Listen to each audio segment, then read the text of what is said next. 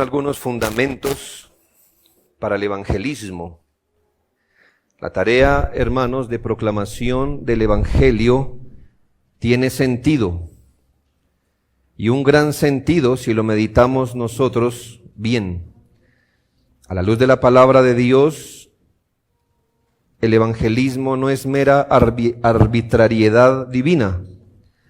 La perspectiva desde la que usted y yo veamos el evangelismo es fundamental.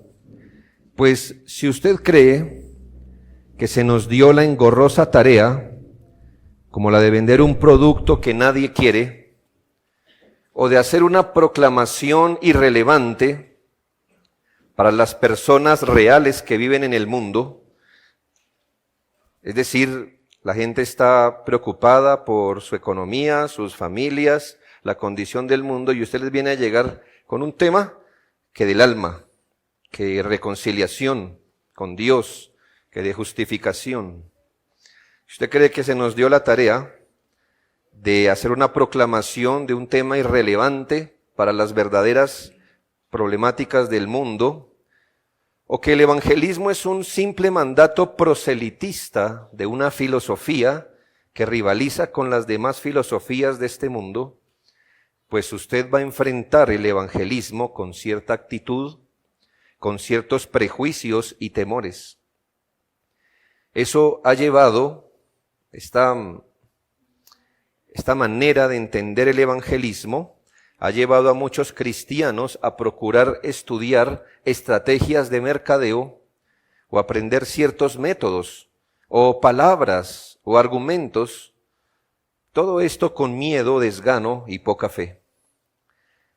Pero cuando usted y yo entendemos que el evangelismo, o que detrás del evangelismo está el deseo de Dios de que la gente le conozca, pero que le conozca no solo por revelación general, usted hallará que el evangelismo no es oneroso. Dios quiere que se le conozca no solo por revelación general, sino verdadera y correctamente. Esto es, por revelación especial. Cuando usted entiende eso, verá que el evangelismo no es una carga onerosa, sino es un privilegio y una alegría poderlo hacer. Dios quiere que se le presente. Es la persona, déjeme explicarlo así, es la persona que está detrás suyo, como diciéndole, presénteme a él, o presénteme a ella, presénteme a ese grupo, presénteme en ese contexto que yo quiero hacer bien allí. Cuando usted nota que el deseo de Dios es que se le conozca universalmente y que Él ha hecho obras maravillosas, universales, para ser conocido, y que Él mismo es quien procura darse a conocer, usted solo entra en ese deseo de Dios como un instrumento, porque, hermanos, no se trata de usted, no se trata de mí, no se trata de sus prevenciones o mis miedos, se trata de algo que Dios anhela y en lo que Él se regocija. Cuando Pablo, después de visitar Atenas y predicar allí, se fue a Corinto, Hechos 18, donde el Señor, dice la palabra, le concedió gracia, pero también permitió oposición, como usted puede ver en el versículo 6.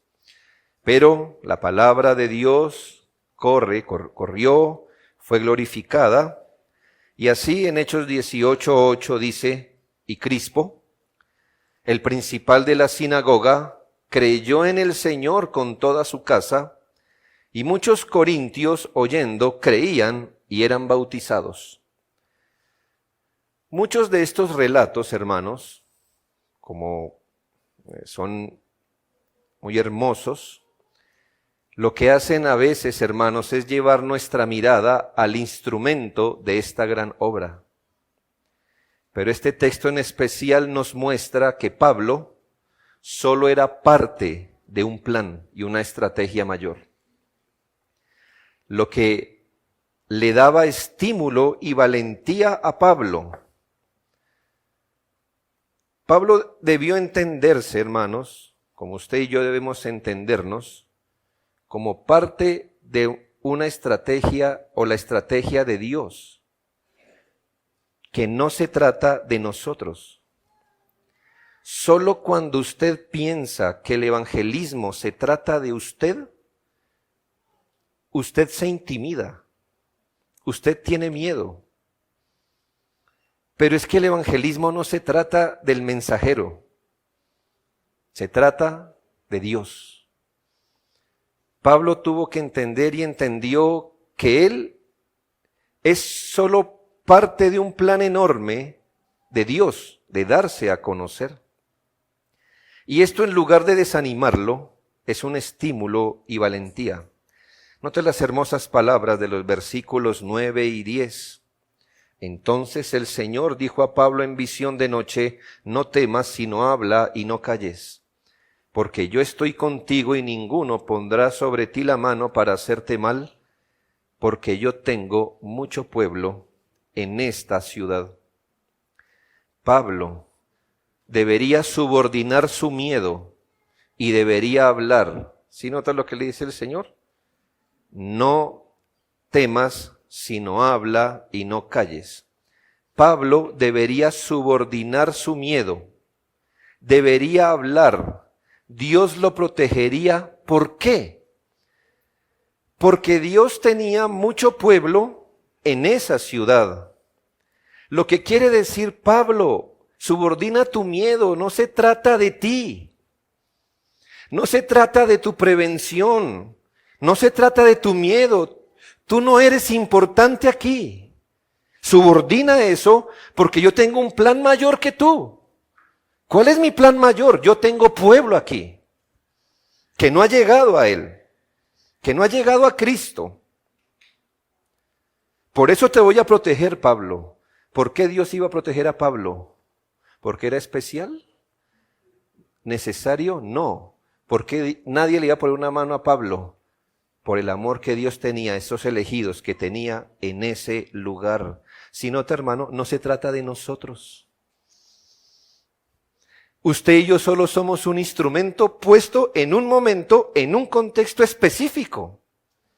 Pero Dios tiene un plan mayor. Es darse a conocer. Dios tiene pueblo en muchos lugares. Y nosotros entramos en ese plan como un instrumento. Así que no se trataba de Pablo, se trataba del plan mayor, no de las contingencias menores como el miedo de Pablo, el no querer hablar, la persecución que pudiera experimentar. No se trataba de eso, se trataba que el Señor tenía mucho pueblo allí y había llevado a Pablo allí para que lo presentara ante este pueblo. Usted como creyente está en ese barrio específico, usted hace parte de esa familia, usted está en ese estudio o trabajo porque Dios tiene mucho pueblo en todo lugar. Y usted hace parte del gran plan de Dios de llamar para sí a un pueblo para que sea salvo y le adore. Entonces no se trata de usted. No es su pena, no es su miedo, no se trata ni siquiera de sus persecuciones. Dios le ha llevado allí para que usted lo presente, porque se trata definitivamente de Dios. Es su plan. El creyente que no evangeliza se ha puesto al frente y ha velado al Señor. Y claro, si usted se entiende que el asunto es usted, pues usted se intimida, porque usted va a hacer llevar los ojos de la gente a usted. Entonces usted se intimida.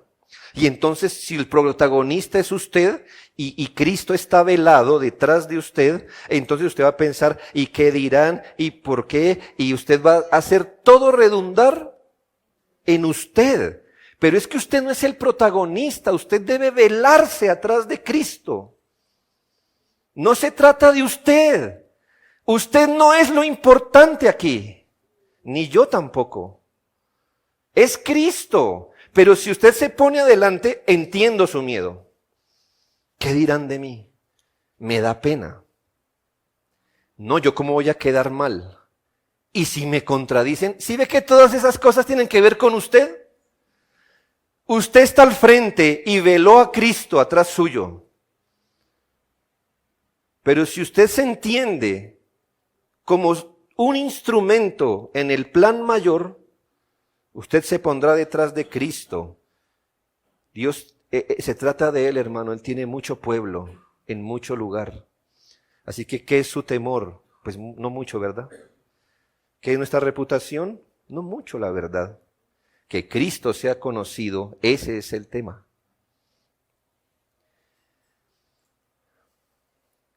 Ahora hemos visto unos fundamentos que sostienen el privilegio del evangelismo.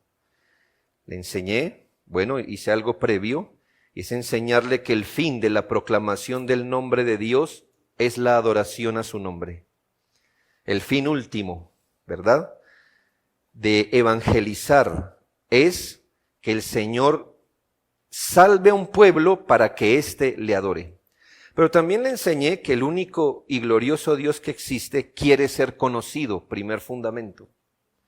Segundo fundamento, que el único Dios que existe quiere ser conocido verdadera y correctamente. Y tercer fundamento, en la adoración, Dios quiere que su Hijo sea conocido. Es algo que Dios quiere, hermanos. La misma escritura en Juan 1:18 dice, a Dios nadie le vio jamás, el unigénito Hijo, está hablando de Jesucristo, que está en el seno del Padre, Él, este Hijo, Cristo, Él, le ha dado a conocer. De manera que, hermanos, junto con el deseo de Dios de ser conocido, está el deseo de Dios de que se le conozca como debe ser conocido. Y esto es muy importante porque nadie puede conocer a Dios si no es a través del conocimiento de Cristo. Dios quiere ser conocido verdaderamente, sí, es decir, como Él es. Pero también Él quiere ser conocido correctamente, hermanos, y nadie puede conocer nada de Dios aparte de Jesucristo.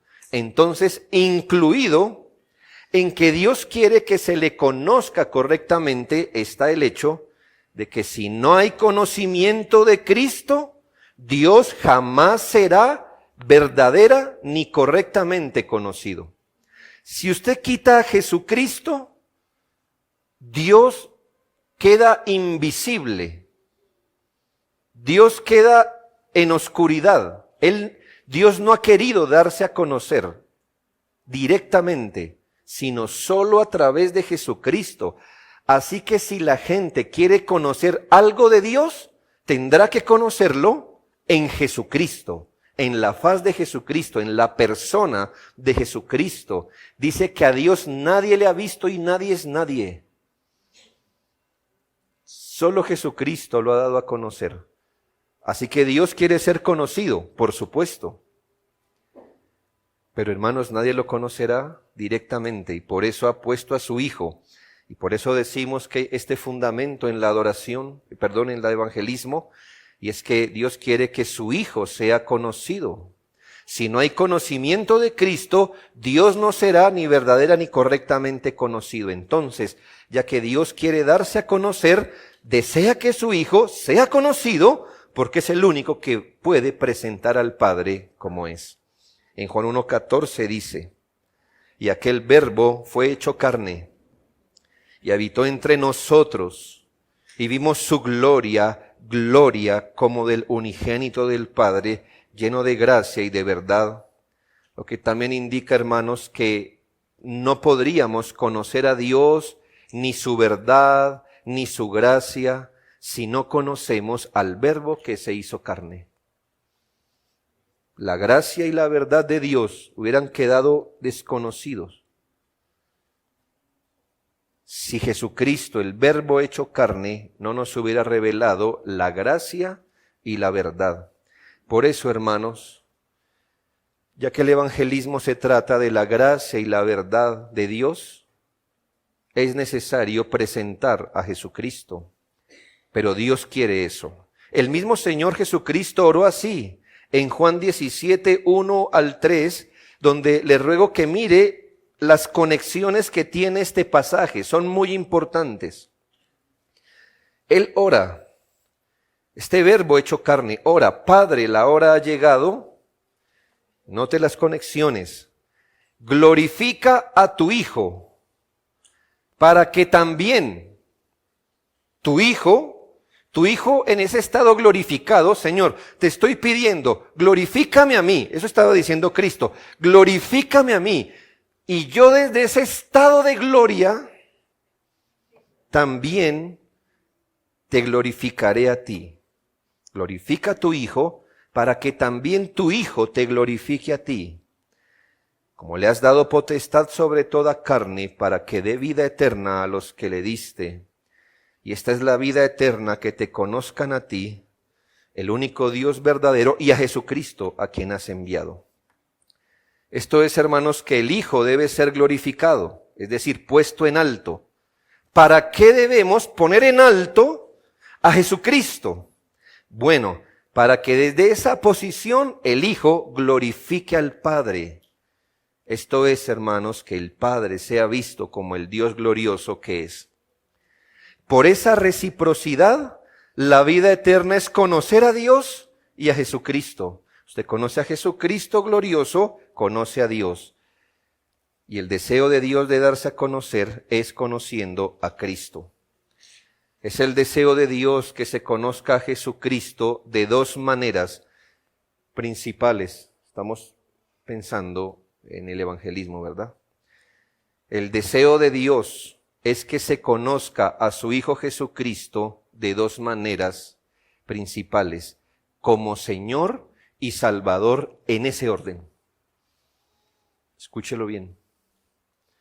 Dios quiere que su Hijo sea conocido, eso estamos diciendo. Bueno, de dos maneras principales, como Señor y Salvador, en ese orden. O como príncipe y salvador, sinónimo, o como Dios y redentor, otro sinónimo, en ese orden. En Hechos 5:31, a este, hablando de Jesucristo, Dios ha exaltado con su diestra por príncipe y salvador. Príncipe, el que va después del rey, ¿verdad? Para dar a Israel arrepentimiento y perdón de pecados. Y esto tiene un sentido. ¿Por qué Cristo debe ser conocido como Señor primero y luego como Salvador, o como príncipe primero y luego como Salvador, o como Dios primero y luego como Redentor? Porque si las personas no creen en la deidad de Jesucristo, ¿por qué le confiarían su vida a Él? ¿Usted le confiaría su vida a alguien menos que Dios? ¿Su eternidad a alguien menos que Dios? Por supuesto que no. Y entonces Jesucristo debe ser dado a conocer como príncipe primero, porque si las personas no creen que Él es Dios, ¿por qué le confiarían su vida y salvación a Él?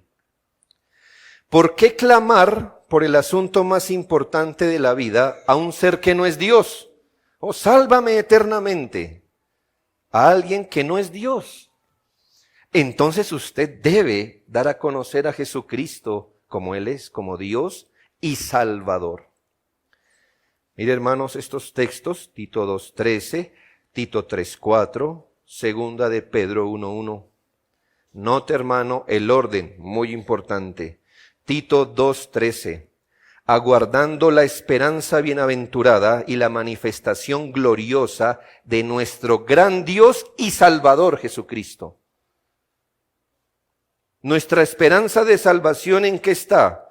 En nuestro gran Dios y Salvador. Nuestra esperanza de salvación no está solo en Cristo como Salvador, sino en Cristo como Dios y Salvador.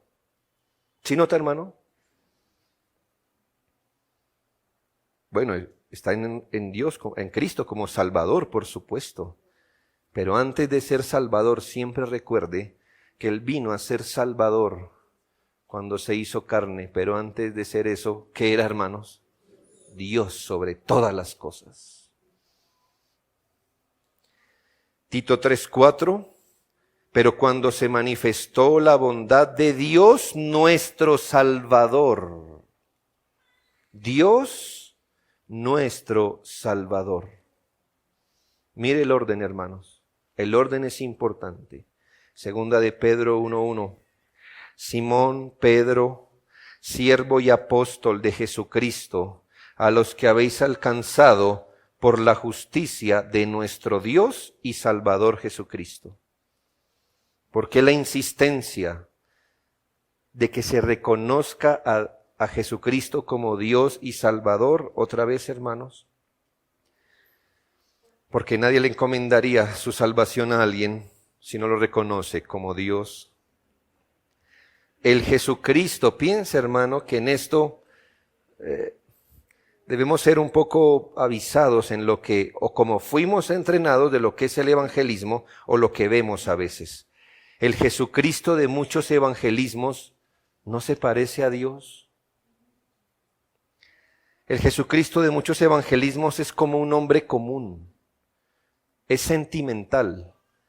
Cuando yo paso por el puente de allí, peatonal, al comienzo hay imágenes, ¿verdad? Y ese hombre, bueno, esa imagen que está ahí, a mí me produce como ir a echar una moneda, hermano. Pobrecito. Esa cara de tonto que tiene, ¿no la ha visto?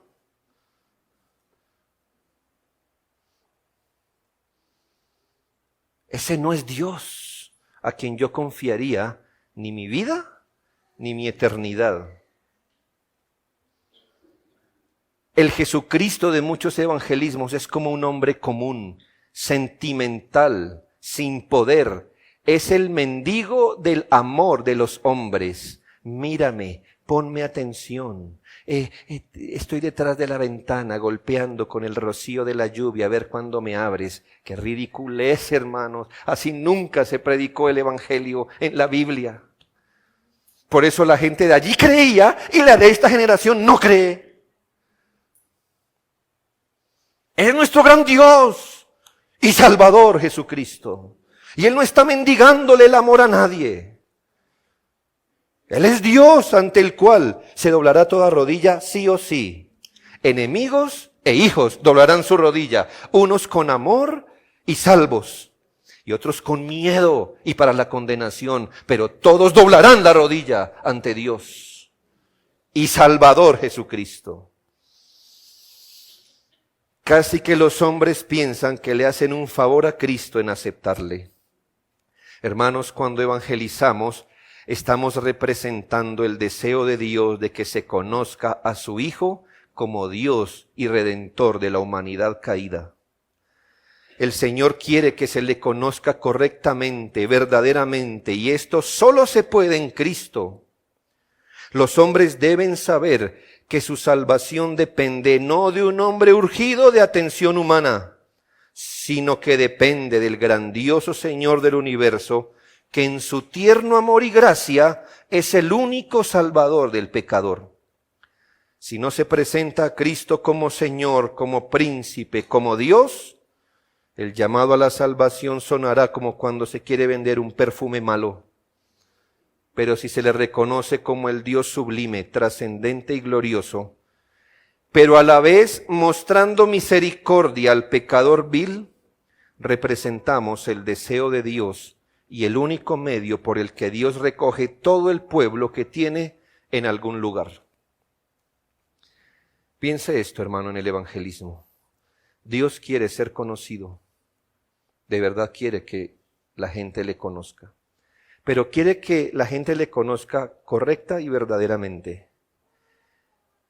Pero como no hay otra manera de conocerlo correcta y verdaderamente, Dios quiere que se conozca a su Hijo, Jesucristo. Usted entra en el evangelismo como instrumento en esta tarea. Usted es un presentador de Dios correctamente, verdaderamente. Usted es alguien que presenta a Cristo correcta y verdaderamente ante la gente. Pero hermano, ¿quién es el protagonista en esto? No el que presenta, no el que presenta. No sé si usted recuerda ¿Quién lo presentó a usted cuando usted se graduó de algo? ¿Verdad que no? No es importante, ¿verdad?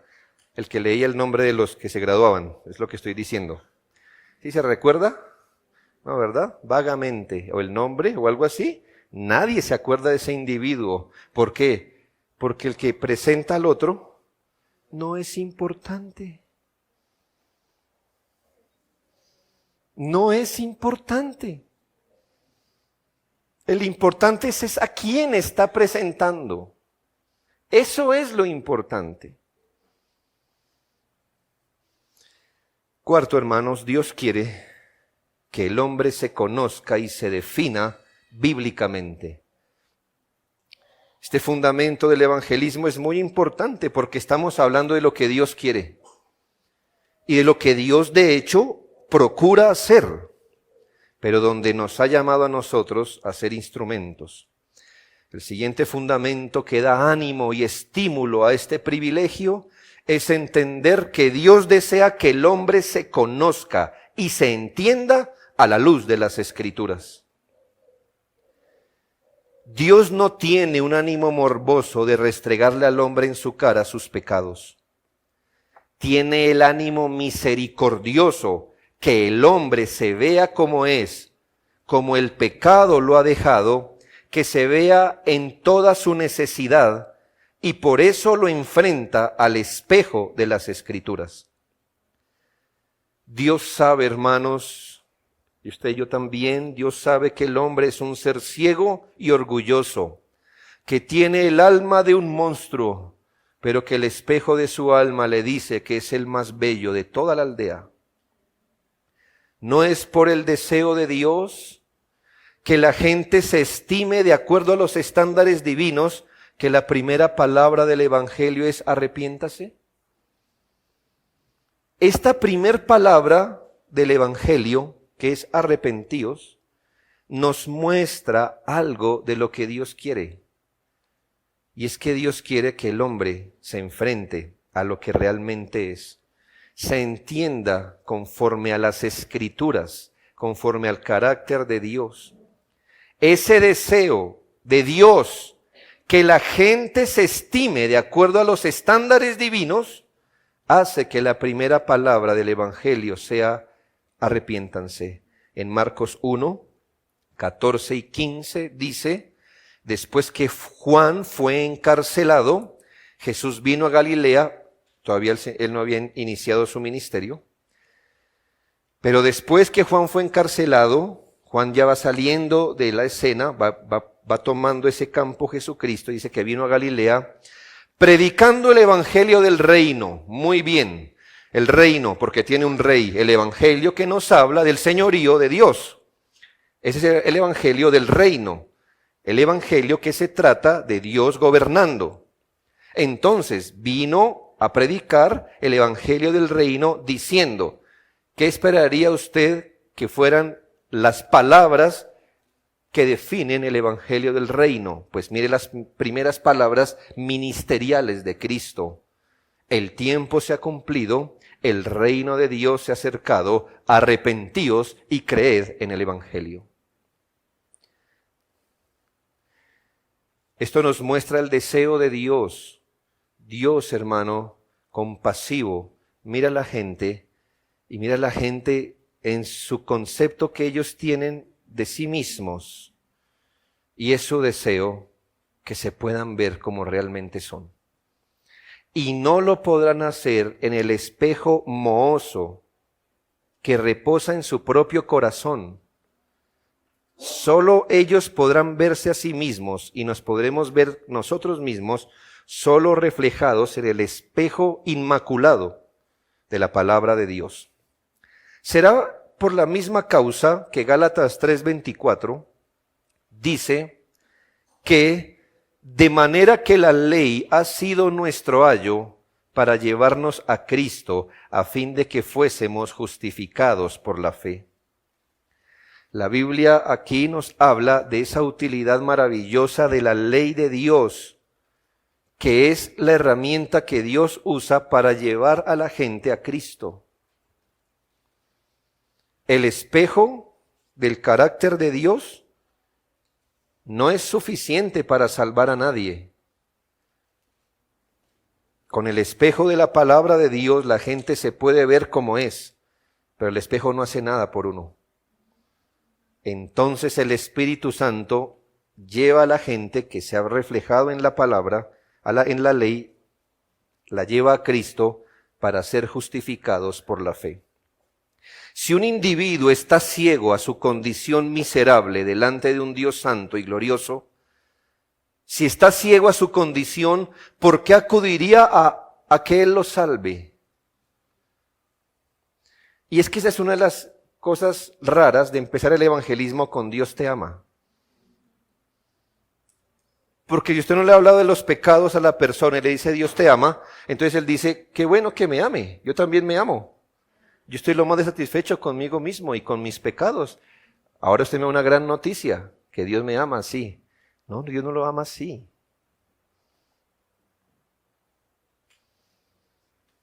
El amor de Dios debe ser revelado luego que usted revela la condición del hombre.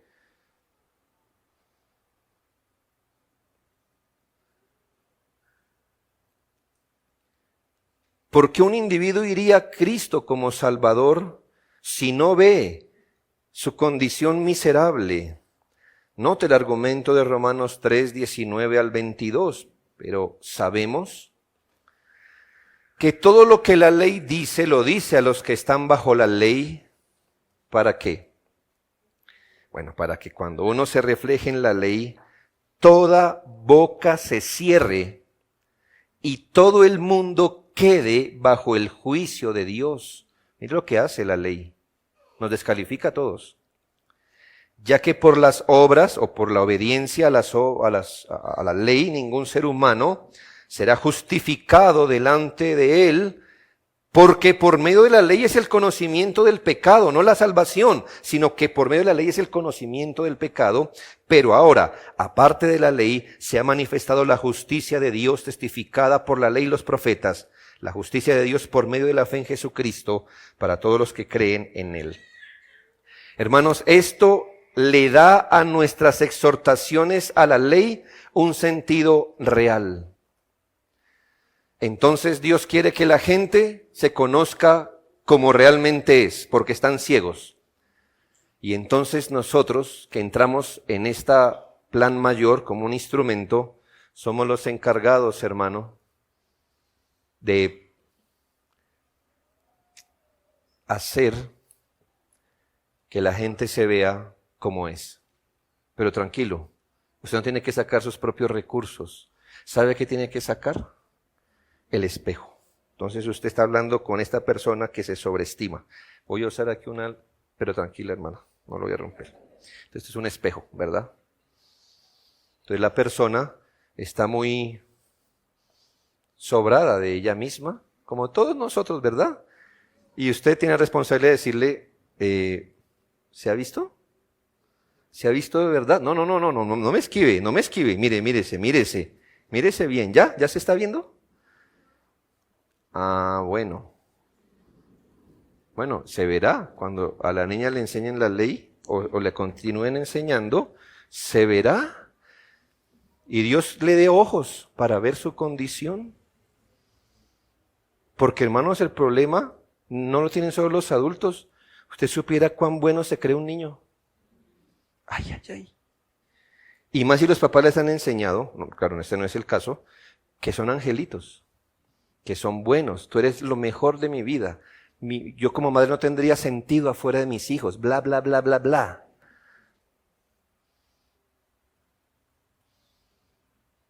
Claro, no es lo peor que nos ha pasado, hermano. Pero ellos son pecadores. Y si ellos no vienen a Cristo, se condenarán. Entonces, ¿cuál es nuestra labor? Hermano, usted no tiene que controvertir. Saque el espejo. ¿Me hago entender? Sáquelo. ¿Y cuál es el espejo en esta metáfora? Hermanos, la ley de Dios. ¿Por qué, hermano? Porque cuando usted saca la ley, toda boca se cierra y todo el mundo queda bajo el juicio de Dios. ¿sabe? Y le digo que esto le da a nuestras exhortaciones cuando conversamos con la persona un sentido real. No es que las personas, nuestra idea, hermanos, al mostrarles lo que dice la palabra, que ellos deberían hacer, no es que las personas corrijan su manera de vivir por la ley. No es eso. Usted encuentra una mala madre, un borracho, no, ¿usted qué debe hacer? No, deje la borrachera. Esa no es nuestra función. Eso ni siquiera es predicar el evangelio. Hermanos, el evangelio no es que la gente ahora entienda lo que la Biblia dice y corrijan su manera de vivir por la ley. Su tarea y la mía es llevarlos a mirarse verdaderamente como lo que son, para que al verse así, los podamos conducir a Jesucristo, para que haya justicia en Él. Por eso no se enrede con los asuntos morales de los demás. No sea insensible, pero hermano, soy un mal padre. No, usted debe ser un buen padre. Tome la teología de la familia. Oh, qué bueno. Qué buena manera de apartarlo de Cristo. ¿Por qué? Porque lo peor que le puede pasar a él es que se convierta en un buen padre sin Cristo. Ah, qué bueno, qué bonitas familias ahora tenemos. Puros condenados. Morales, sí. Bonitas familias, pero condenados. Oh, no. Usted debe sacar la ley, hermano, el espejo de verdad, y destruir cualquier cosa que un hombre pueda pensar que es un buen padre, si es que eso existe en esta tierra.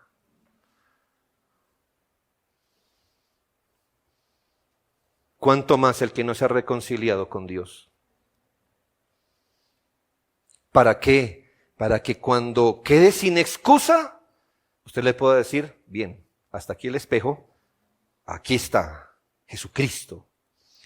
Ya después la teología de la familia está bien.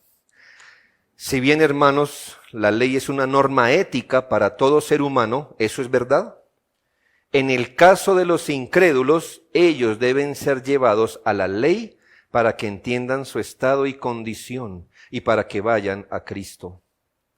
Cuidado con un evangelismo moralista que apunta a la corrección moral. ¿Qué aprendemos de nuestro Señor Jesucristo? Particularmente en este texto donde Él trata con el joven rico, quien en Marcos 10, 17 al 20 le preguntó, Maestro bueno, ¿qué haré? ¿Qué haré? Ahí está, mire, pum, sacó rápidamente como él se estimaba. Él se estimaba a sí mismo como capaz de hacer algo. ¡Qué bueno! Pues está ciego, ¿verdad? ¿Qué haré para heredar la vida eterna? Jesús le dijo, ¿por qué me llamas bueno? Es decir, mire qué bonito, el Señor está diciendo, a mí no me tilde de maestro bueno. O soy Dios o no lo soy. Bueno, pero ninguno hay bueno, solo Dios. Ah, bueno, entonces el Señor empieza a sacar el espejo, ¿verdad? Lentamente. Los mandamientos sabes, no adulteres, no mates, no hurtes, no digas falso testimonio, no defraudes, honra a tu padre y a tu madre. Él entonces le dijo, Maestro, todo esto lo he guardado desde mi juventud. ¿Por qué el Señor lo enfrenta a la ley? El Señor le está enfrentando a la ley, hermanos, para que Él reconociera que no podía hacer nada nacido de su propio corazón para heredar la vida eterna. Y por supuesto, hermanos, el Señor con esto estaba buscando humillarlo, pero entienda, hermano, no humillarlo como persona, sino en una muestra de amor. Porque si el joven no se veía como era, ¿por qué confiaría en Jesucristo su vida eterna? Entonces cuando el muchacho le dijo que eso ya lo repasó de derecho y al revés, que eso de guardar la ley no era su problema, entonces el Señor le sacó el espejo real, porque hasta ahora le había sacado una parte del marco, ¿verdad? Y cuando le saca todo el espejo y algo así como que le dice, bueno, entonces empecemos por el primer mandamiento.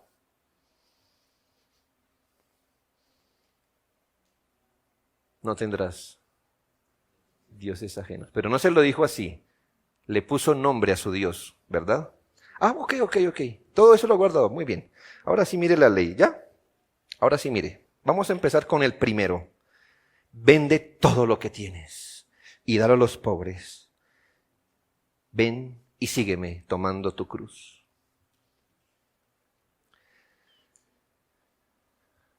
Hermanos, quiero subrayar esta palabra, porque aunque el Señor lo humilló, no lo humilló como persona, lo humilló como pecador, pero lo humilló con compasión. El versículo 21 dice, entonces Jesús, mirándole, le amó y le dijo. Le amó y le dijo. Cuando razonamos con los incrédulos acerca de su verdadera condición, lo hacemos representando el deseo, el amor y la misericordia de Dios para que ese individuo se conozca y se estime según las Escrituras y no según su propio espejo de justicia propia. Y entonces él venga y acuda a Cristo. Es una misericordia del gran médico de las almas decirles a los enfermos ciegos de su gran enfermedad y luego presentarse él mismo como el único Dios y gran Salvador de sus pecados. Cuando usted hable con un incrédulo, piense que Dios está detrás suyo diciéndole a usted, bueno, saque el espejo, saque el espejo. Dios está muy interesado en esa escena. Saque el espejo, muéstrele su condición, muéstrele sus manchas y luego presénteme a mí, el único que lo puedo salvar. Hermanos, por eso el evangelismo no se trata, ¿y qué pensará este de mí? No se trata de eso. Se trata de que la persona qué piensa de ella misma y qué piensa de Dios. En esto, hermanos, debemos considerar a los demás como superiores a nosotros mismos. Esto es, hermanos, aprender a poner las necesidades del prójimo por encima de las nuestras. En el evangelismo se encuentran dos tipos de necesidades. Se encuentra usted, su temor, su prevención, su qué dirán, y si me dicen, y si me contradicen, y si pierdo. Esas son sus necesidades. Y están las necesidades del prójimo, su salvación, su reconciliación, su vida para con Dios. Entonces, hermano, en el evangelismo, considere al otro superior a usted mismo. Bájese usted y dele prioridad a las necesidades que él tiene, porque en esa ecuación su pena no se compara con una pena eterna. Entonces no se trata de usted. Usted pudiera vivir con que otro le diga, cristiano, se le burle, el cristianito. Usted puede vivir con eso, pero esa persona no pudiera vivir eternamente quemándose. No, eso es más importante que nuestras mejillas rojas. Pierda un amigo, pierda familia si quiere, pero que no se pierda un alma. No puede ser que usted se considere que su necesidad de que no tema, de que le vaya bien, de preservar amistad, familia, la ponga usted por encima del fin eterno de un individuo. Saque el espejo, saque el espejo. Y deje que el Señor obre. Voy a terminar, hermanos, con 3 asuntos breves. Primero, cuando usted ore por evangelizar, cuando tenga la oportunidad de evangelizar, por un momento recuerde los fundamentos. Esto es, vaya al fondo del asunto y piense esto, hermano. Todavía Dios tiene mucho pueblo en este lugar. Hermanos, si Dios no tuviera pueblo en este lugar, ¿para qué mantendría un candelero aquí encendido en Suba? ¿Usted cree que Dios hace cosas inoficiosas? Para eso Dios estableció aquí un testimonio. Para eso lo llamó a usted aquí. Para eso lo puso en tal o cual lugar. Así que no tema, hable, no calle, porque el Señor está con nosotros permitiendo nuestro testimonio, porque Él tiene mucho pueblo en esta ciudad todavía. 2. Si lo nota, asómbrese desde cuántas vías usted puede empezar una conversación evangelística. No hablamos de una técnica, hermanos, aquí no vamos a hablar de técnicas, o palabras aprendidas o conversaciones prediseñadas. Yo sí estoy de acuerdo, hermano, en que uno debería prever escenarios, ¿sí? Hermano, es que ¿quién va a la guerra sin mirar cómo va a responder, no? Entonces, no está mal prever ciertos escenarios. Sobre todo donde usted se desenvuelve. Usted dice, bueno, me estoy desenvolviendo entre gente así, así. Entonces sería bueno que yo me armara de un par de versículos, ¿verdad? Porque ese es mi contexto, ¿ya? No está mal. Lo que le estoy diciendo es que no es una técnica o palabras aprendidas. Pero note las muchas direcciones desde donde podemos abordar el Evangelio con las personas si recordamos estos fundamentos.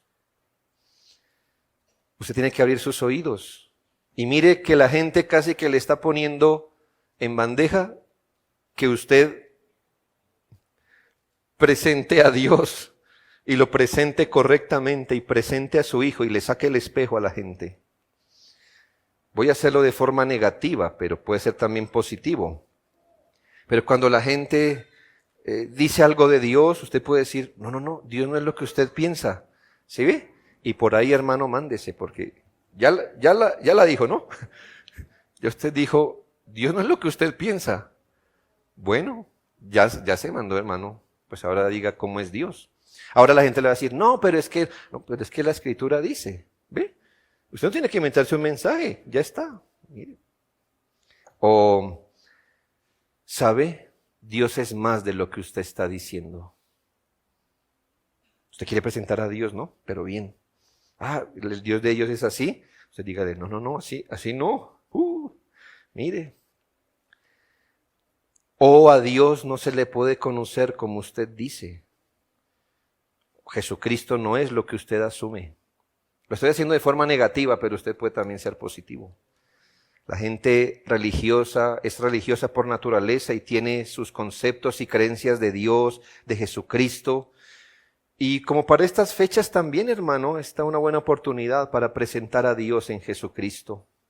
Pero también, hermano, haga lo que el Señor hizo con el joven rico. Ay, amigo, usted no es lo que piensa de usted. Porque la gente dice, lo externo, ¿verdad? Pero la Biblia dice que el pecado no es solo lo que hacemos. Por ejemplo, todo aquel que mira a una mujer para codiciarla, si nota, hermano, usted está sacando el espejo. Tal o cual cosa es pecado. El pecado es más de lo que usted asume. Hasta con sensibilidad decirle, usted es esclavo del pecado. Declare lo que la Biblia dice aprovechando el asunto que pueda estar abordando con una persona. Y tercero y último, recuerde que Dios nos dio el privilegio de presentarle. Entonces miremos hacia dos direcciones. Primero, hacia la veracidad de nuestro mensaje. Segundo, hacia la actitud de gracia y misericordia cuando presentemos al Señor. En cuanto a lo primero, ya que Dios nos dio el privilegio de presentarle, entonces miremos hacia la veracidad del mensaje. No presente a Dios de forma errada, pues la idea es que Dios sea conocido verdadera y correctamente. No, tranquilo, usted no tiene que ser una teología sistemática. Usted puede ser sencillo, básico, pero lo que se le pide es que sea veraz. No se enrede. Sea veraz, es lo que se le pide. El Evangelio no necesita que lo adornemos o embellezcamos. El Evangelio tiene su belleza propia. No queremos engañar a alguien como un posible comprador para que se nos lleve un mal producto. No, es la presentación de Dios en Cristo. Pero lo segundo, mire hacia la actitud de gracia y misericordia cuando presente al Señor. Aun cuando toque temas duros y que confronten, hágalo con amor, con sinceridad y gracia, porque el deseo de Dios es salvar, no ganar un argumento o humillar en la carne a un rival. Recuerde siempre estas palabras. Entonces Jesús, mirándole, le amó y le dijo. Le amó y le dijo. No se trata de suavizar el mensaje, hermano, pero no queremos representar mal al Señor en sus deseos de salvar a mucho pueblo. Creo que algunos han entendido que el evangelismo debe ser presentado de la manera más horrible que se pueda.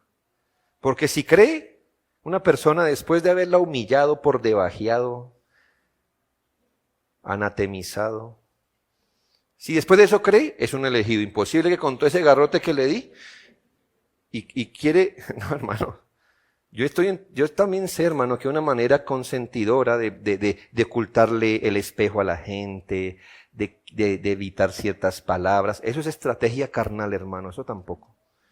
El evangelio por sí solito tiene espinas, déjeselas, usted no le ponga más. Pero hermano, hágalo con amor y gracia. Piense, hermano, en la actitud de gracia que usted debe mostrar. Cuánto mal los instrumentos han hecho en la proclamación del evangelio. Una persona, nuestro carácter, hermanos, carácter arrogante, en familia, ¿cuántos oídos han cerrado? Creyente es el más dado a la ira, a la crítica. Creyentes en vida desordenada, no trabajan, son carga, son impuntuales, son intemperantes, atrevidos, malacarosos, y son los que después le dicen, hablamos del evangelio. ¿Sabe qué haría bien la gente en decirle a usted, médico? Cúrate a ti mismo. Y lo harían bien. Dios ha suavizado nuestro carácter, hermanos, en la mayoría de los creyentes. Entre con gracia y misericordia al Señor. No queme los puentes de la comunicación con la gente, porque luego ni este pasa ni usted pasa para allá. Oremos, hermanos, no solo para terminar este sermón, sino siempre, hermanos, para que podamos ser instrumentos de salvación para muchos. Eso sería un enorme privilegio para nosotros, gente que nació en Adán e iba para la condenación, ahora ser instrumentos de su gracia en la proclamación del glorioso evangelio. Oremos.